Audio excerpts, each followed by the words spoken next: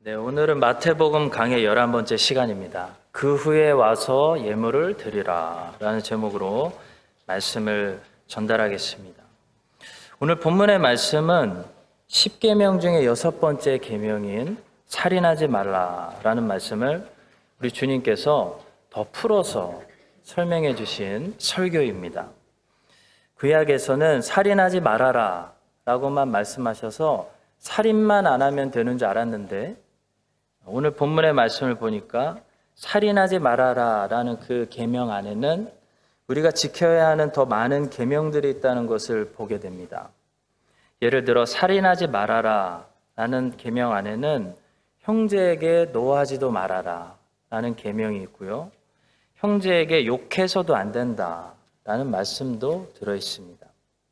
22절에 보시면 형제를 대하여 라가라고 하는 자는 공회에 잡혀가게 되고 미련한 놈이라 하는 자는 지옥불에 들어가게 된다 말씀하셨는데요.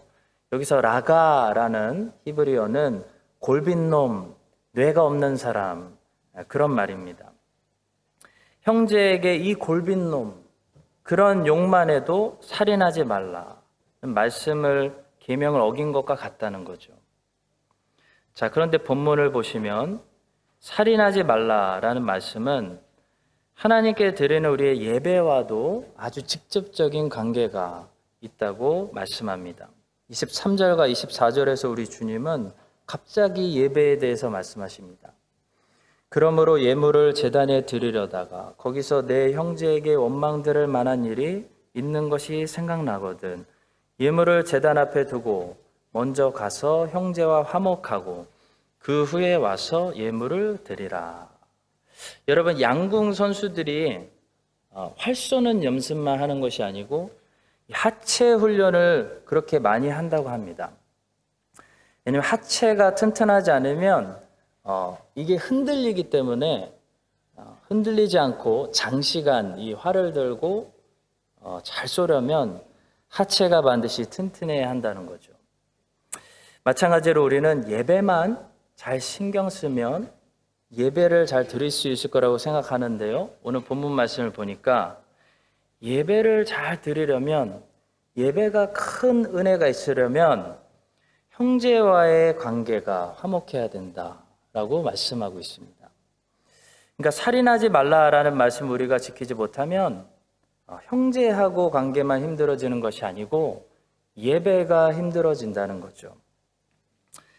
예배가 부응이 안 되는 이유, 예배에서 은혜 받지 못하는 이유는 예배에 있지 않을 수도 있습니다. 예배가 잘 드려지지 않는 이유, 형제와의 관계에 있을 수도 있다는 거죠.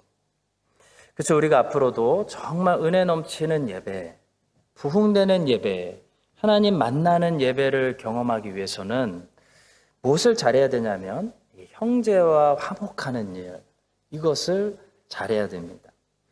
그렇다면 오늘 본문 우리에게 어떻게 화목하는 방법 가르쳐주고 있을까요? 본문은 예배 드리기 전에 용서하고 오라는 것이 아니고 용서받고 오라는 말씀입니다. 많은 사람들이 본문의 말씀을 잘못 기억하고 있는 것 같습니다. 하나님이 예배 드리시기 전에 나에게 잘못한 사람들 용서하고 오라고 하셨지. 이렇게 기억하고 있는 사람들이 많이 있는데요. 본문은 용서하지 않으면 예배 드릴 수 없다고 말씀하는 것이 아니고 용서받지 않으면 예배 드려질 수 없다라고 말하고 있는 말씀입니다. 23절과 24절 다시 보겠습니다. 그러므로 예물을 제단에 드리려다가 거기서 내 형제에게 원망 들을 만한 일이 있는 것이 생각나거든 예물을 제단 앞에 두고 먼저 가서 형제와 화목하고 그 후에 와서 예물을 드리라. 예물을 드리려고 하는데 형제에게 원망 들을 만한 일이 생각나거든. 예물을 제단 앞에 두고 먼저 형제와 화목하고란 말씀이죠. 무슨 말씀이죠? 한마디로 용서받고 오라는 말씀입니다. 성도 여러분, 우리 죄인들이 가지고 있는 착각이 있는 것 같습니다. 죄인들은 우리가 용서해줘야 되는 입장에 있다고 생각할 때가 많이 있습니다. 왜냐하면 내가 잘못한 것이 아니라 저 사람이 나한테 잘못했다. 라고 생각하기 때문이죠. 물론 저 사람이 나한테 잘못하지 않았다는 것이 아닙니다. 아마도 그렇게 느끼셨다면 저 사람이 나한테 잘못했을 가능성이 높습니다. 자, 그런데 우리의 문제는 뭐냐면 우리는 저 사람이 나에게 잘못한 것만 본다는 거죠. 내가 수많은 사람들에게 잘못한 나의 잘못은 보지도 못하고 기억하지도 못하고 깨닫지도 못한다는 것이 우리의 문제입니다. 우리는 우리가 용서해야 되는 사람들이라고 생각하는데요. 성도 여러분, 우리는 사실 한두 번 용서해 줄 때 100번 용서받아야 되는 사람들입니다. 우리는 100데나리온 탕감해 줄 때 10,000달란트 탕감 받아야 되는 사람들이라는 거죠. 여러분과 저는 잘못을 당한 것도 분명히 있겠습니다. 그러나 우리가 잘못한 게 훨씬 더 많다는 것입니다. 본문을 묵상하면서 야곱과 에서가 생각납니다. 야곱은 용서해야 되는 사람이 아니라 용서받아야 되는 사람이었습니다. 에서는 하나님한테 잘못한 거지 야곱에게 잘못한 거 없습니다. 야곱과 에서의 관계 속에서는 야곱이 잘못했습니다. 야곱은 형을 크게 2번이나 속였습니다. 사기쳤습니다. 야곱이 왜 형을 두려워하고 있었냐면 자기가 잘못했다는 것을 자기도 알고 있었기 때문입니다. 어느 날 야곱이 이제 외삼촌의 집을 떠나 다시 가나안 땅으로 돌아오고 있었죠. 그런데 형 에서가 장정 400명을 데리고 자기를 향해 달려오고 있다는 소식을 듣게 됩니다. 그때 야곱에게 필요한 것은 딱 한 가지였습니다. 용서받는 것. 야곱은 에서를 용서해야 되는 사람이 아니라 에서에게 용서받아야 되는 사람이었습니다.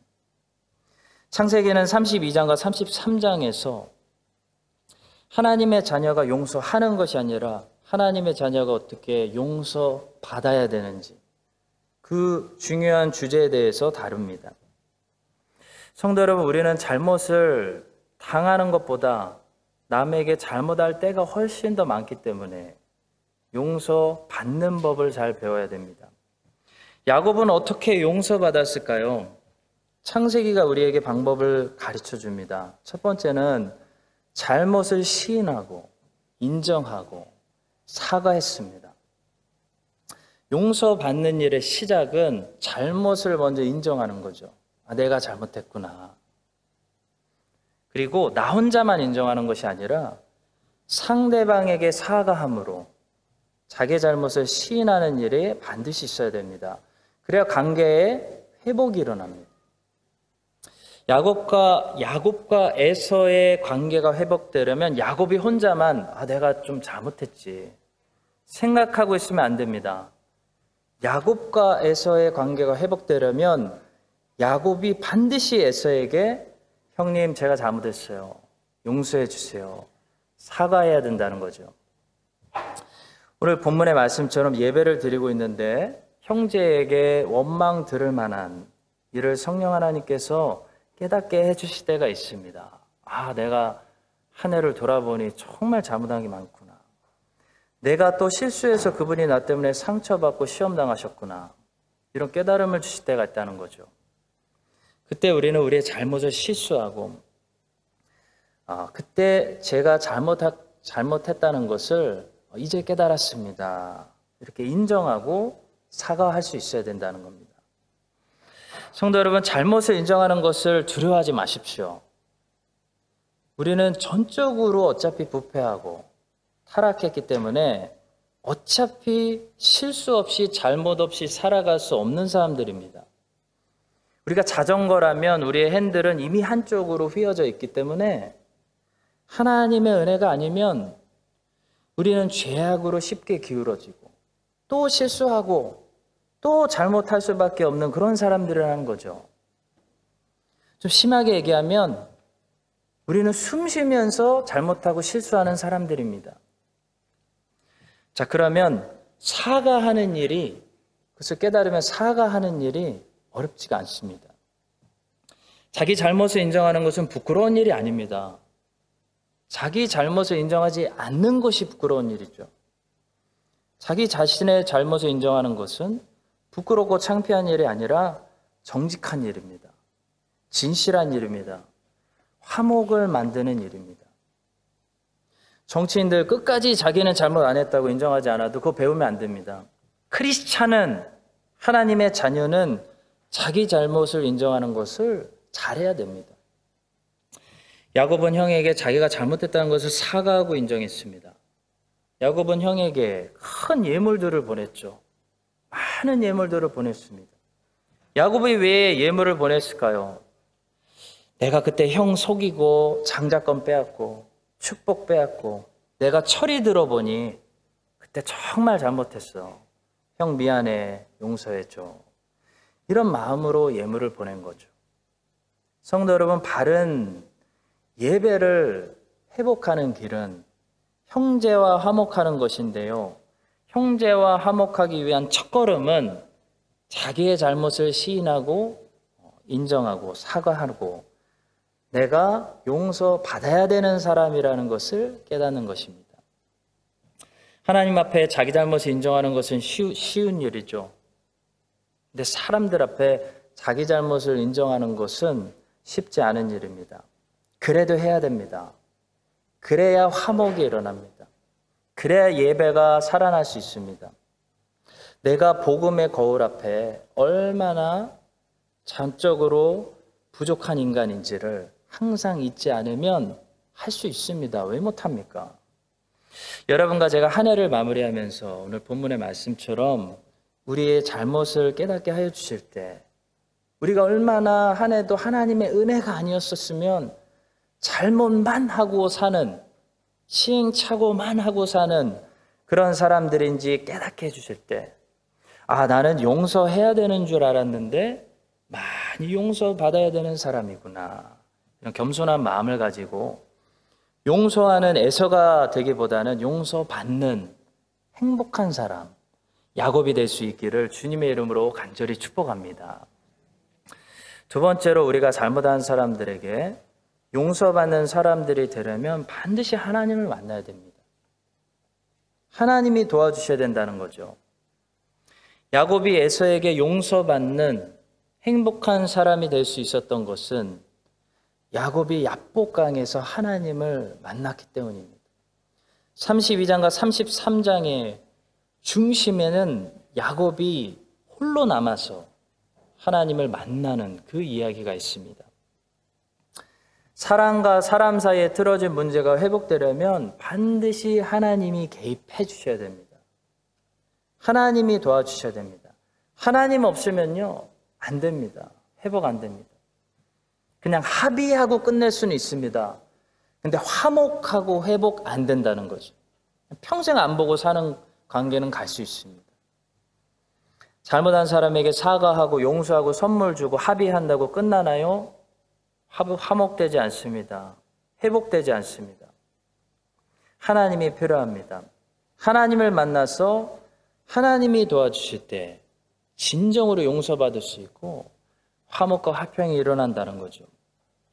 야곱은 야복강에서 생명 걸고 하나님과 씨름해서 하나님께 인정받고, 그래서 야곱은 에서에게 진심으로 용서받았습니다. 야곱이 야복강에서 하나님과 씨름하고 하나님을 만나고 하나님을 가지고 문제를 풀었을 때 성경은 야곱이 하나님을 이겼다고 말하지 않습니다. 성경은 야곱이 하나님과 및 사람들과 겨루어 이겼다라고 말합니다.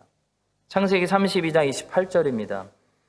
그가 이르되 내 이름을 다시는 야곱이라 부를 것이 아니요 이스라엘이라 부를 것이니 이는 내가 하나님과 및 사람들과 겨루어 이겼음이니라. 성도 여러분, 하나님으로 문제를 풀면 사람들과의 관계에서 문제가 풀릴 수 있습니다. 하나님을 만나고 하나님이 도와주셔야 사람들과 문제가 해결됩니다. 인간관계에 문제가 있으신가요? 야곱처럼 하나님을 만나십시오. 야곱은 하나님을 만나서 인간관계의 문제를 풀었습니다. 야곱이 하나님 만나서 밤새도록 자기 도와달라고, 자기 축복해달라고 구했습니다. 그랬더니 하나님이 어떻게 응답해 주시냐면 하나님의 축복이 에서를 통해 야곱에게 오게 됩니다. 야곱이 에서의 얼굴을 보고 뭐라고 했죠? 창세기 33장 10절. 내가 형님의 얼굴을 배운즉 하나님의 얼굴을 본 것 같사오며 형님도 나를 기뻐하심이니이다. 이렇게 하나님께 기도하는 사람, 하나님을 의지하는 사람은 종종 무엇을 경험하게 되냐면 사람들의 얼굴에서 하나님의 얼굴을 보는 그런 응답을 받게 된다는 거죠. 야곱은 에서의 얼굴에서 자기의 기도를 응답해 주시는 하나님의 얼굴을 봤습니다. 성도 여러분, 에서의 얼굴에서 하나님의 얼굴을 봐야 전쟁이 끝이 납니다. 에서가 누구죠? 야곱이 평생 두려워하던 존재. 야곱을 죽이려고 장정 400명 데리고 급하게 달려오는 존재.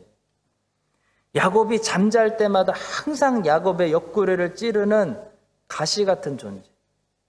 야곱은 하나님과 이 에서의 문제를 마침내 결판냈습니다. 결국 그리고 에서의 얼굴에서 하나님의 얼굴을 봤습니다. 그를 오랫동안 괴롭혔던 이 에서의 문제를 풀어냈다는 거죠. 우리들 중에 나는 그 누구에게도 잘못하지 않았고 나 때문에 상처받은 사람은 한 사람도 없었습니다. 내 인생에는 에서가 없습니다 라고 말할 수 있는 사람 어디 있나요? 여러분과 저는 다 에서를 가지고 있습니다. 저는 에서들을 많이 가지고 있습니다. 지금도 에서가 장정 400명을 데리고 우리에게 복수하려고 달려오고 있을지도 모릅니다. 우리의 인생이 그동안 그렇게 무거운 짐을 들고 있었던 것은 아직도 해결하지 못한 에서라는 문제이기 때문일 수도 있습니다. 성도 여러분, 하나님은 이제 올해가 다 끝나기 전에 우리 모두가 무겁게 짐을 지고 있는 이 에서의 문제를 풀어주시기 원하신다고 믿습니다. 그러려면 이제 여러분과 제가 해야 될 것은 하나님을 붙드는 것입니다. 하나님께 나아가서 하나님께 회개할 것은 회개하고 하나님께 도와달라고 이 문제를 가지고 한번 하나님과 진지하게 끝까지 씨름해 보는 것입니다. 그럼 하나님께서 반드시 응답해 주실 줄로 믿습니다. 올해 2021년이 다 끝나기 전에 여러분과 제가 하나님을 붙들고 하나님의 도우심을 받아서 에서하고 화평하고 에서의 얼굴에서 하나님 아버지의 얼굴을 보는 그런 용서받는 행복한 야곱들이 되시기를 예수 그리스도의 이름으로 간절히 축복합니다. 마지막으로 결론은 본문이 말씀하는 것처럼 우리가 용서받는 사람들이 될 때 예배가 회복된다는 겁니다. 마태복음 본문에서 우리는 주님이 말씀하시지 않은 것이 무엇인지 분별할 필요가 있습니다. 어떤 사람들은 본문의 말씀을 부정적으로 해석합니다. 그래서 주님께서 형제와 관계가 화목되지 않으면 차라리 예배드리지 말라라고 말씀하셨다고 생각하는데요. 주님은 형제하고 화목되지 못할 거면 차라리 예배드리지 말라고 말씀하신 것이 아닙니다. 예수님은 본문에서 반드시 형제와 화목하고 반드시 예배드리라 라고 말씀하셨습니다. 23절과 24절 제가 다시 읽겠습니다. 그러므로 예물을 제단에 드리려다가 거기서 내 형제에게 원망 들을 만한 일이 있는 것이 생각나거든 예물을 제단 앞에 두고 먼저 가서 형제와 화목하고 그 후에 와서 예물을 드리라. 예물을 드리지 말아라. 드리지 않아도 된다. 말씀하신 적은 한 번도 없습니다. 오히려 예물을 드리라고 말씀하셨죠. 성도 여러분, 우리는 형제와 화목할 때까지 예배를 잘 드릴 수 없을 것입니다. 그런데 그것이 괜찮은 상황이 아니라는 거죠. 만약에 교회 안에 형제끼리 다투고 마음이 서로 상처가 있고 그러면 예배가 잘 안 드려지고 예배가 은혜가 되지 않을 수도 있습니다. 근데 그것은 괜찮은 상황으로 우리가 방치하면 안 된다는 것입니다. 왜냐하면 우리 하나님은 어떤 분이시냐면 어떤 상황 속에서도 주의 백성들로부터 예배 받으시기 합당하신 분이기 때문입니다. 그러니까 예배를 드리지 못하면 전적으로 예배 드리지 못하는 상황에 우리를 놔둔 우리 잘못이라는 거죠. 야곱은 형제하고 화목하는 데 성공했습니다. 야곱은 에서의 얼굴에서 하나님의 얼굴을 봤습니다. 에서에게 완전히 용서받았습니다. 에서라는 짐을 완전히 내려놓을 수 있었습니다. 그 다음에 무엇을 했을까요? 창세기 33장 20절입니다. 거기에 제단을 쌓고 그 이름을 엘로에 이스라엘이라 불렀다. 예배드렸다는 거죠. 아주 은혜로운 예배였을 것 같습니다. 정말 뛰고 싶은 감동 있는 은혜 넘치는 예배였을 것 같습니다. 엘로에 이스라엘은 하나님, 이스라엘의 하나님이라는 뜻입니다. 한마디로 야곱은 하나님은 나의 하나님, 나에게 응답하시는 하나님이십니다. 그런 고백의 예배를 드린 거죠. 성도 여러분, 누가 은혜로운 예배를 경험할까요? 용서받은 사람입니다. 에서의 얼굴에서 하나님의 얼굴을 본 사람들은 은혜가 넘치는 예배를 드리지 않을 수가 없습니다. 용서해주고 예배 드리는 사람하고 용서받고 예배 드리는 사람하고 누가 더 감동으로 은혜 충만하게 예배 드릴 수 있을까요? 용서받는 사람입니다. 항상 예배는 그래서 에서가 아니라 야곱이 은혜롭게 예배 드릴 수 있는 것입니다. 내가 그렇게 잘못했었는데 사과하고 하나님이 에서의 마음을 움직여 주셔서 나를 죽이려고 오던 에서가 변해서 에서 얼굴에서 하나님을 보고 내가 용서받았어. 하나님은 나의 하나님이야. 하나님은 나의 상황을 바꿔주시는 전능하신 분이야. 이게 야곱의 예배죠. 이것이 하나님 자녀들의 예배인 것입니다. 사랑하는 성도 여러분, 2022년 내년에는 더욱더 예배가 은혜 충만하고 하나님의 영광이 우리를 비추고 예배 자리에서 하나님이 우리를 매일 고치시고 그래서 예배의 부흥이 일어나고 뭔가 말로 설명할 수 없는 하나님의 은혜, 하나님과 연합되는 그것이 넘쳐나서 세상에 많은 영혼들이 찾아와서 우리 교회 예배 자리들이 부흥되기를 간절히 소망하고 축복합니다. 근데 그러려면 우선적으로 우리에게 해야 될 것이 있다고 하나님이 우리에게 오늘 숙제를 주십니다.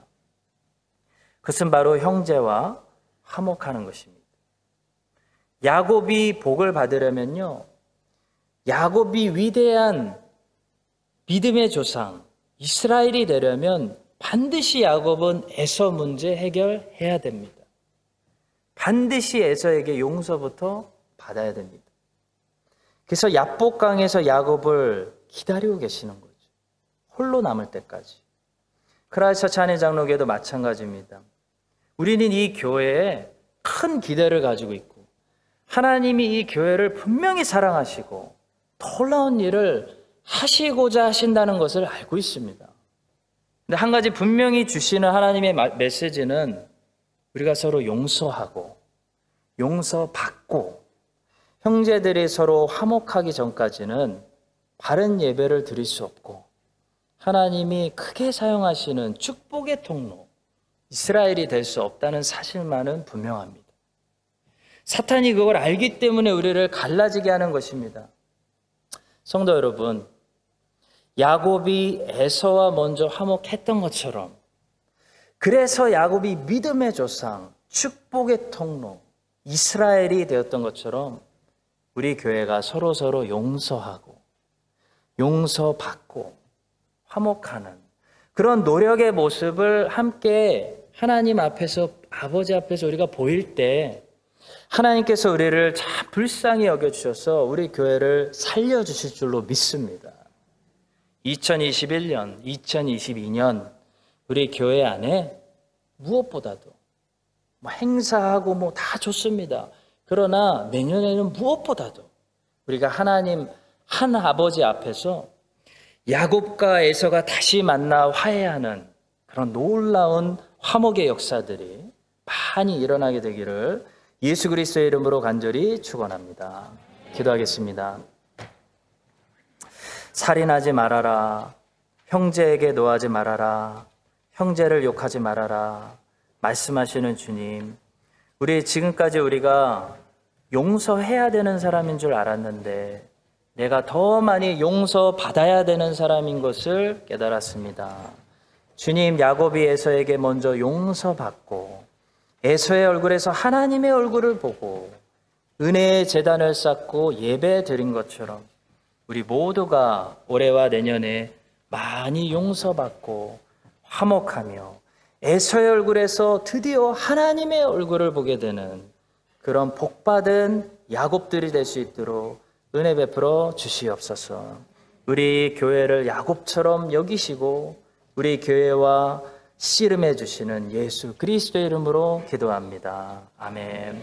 지금은 에서의 얼굴에서 주님의 얼굴 보게 해주시는 예수 그리스도의 은혜와 하나님 아버지의 신실하신 사랑과 성령 하나님의 교통하심이 오늘 말씀을 듣고 야곱처럼 용서받고 형제와 화목하여 부흥의 예배 드릴 수 있기를 사모하는 모든 하나님의 자녀들 위해 이제부터 영원까지 함께 하시기를 간절히 축원드립니다. 아멘.